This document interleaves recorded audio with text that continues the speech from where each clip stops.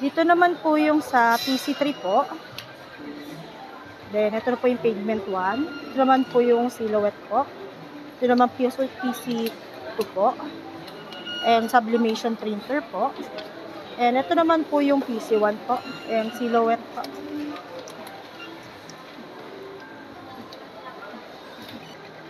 Dito naman po yung mga CBC po namin na mga men's.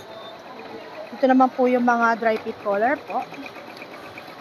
Then, dito naman po sa dulo po yung ladies po na collar and CBC po.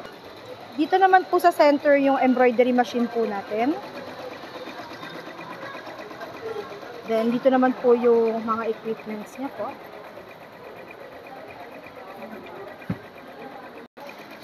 Dito naman po yung sa production area po namin. Dito naman po yung mga CBC kids po natin, yung business solution po. Then, nandito naman po yung mga collar po natin ng men's po. Ito naman po yung sa cashier area po. Dito po yung unused forms po. Dito naman po yung mga used forms. And dito naman po yung mga may fill up na po ng mga SOF. Ito naman po yung sa kaha po natin.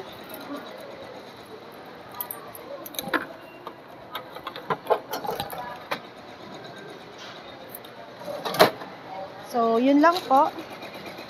Thank you po.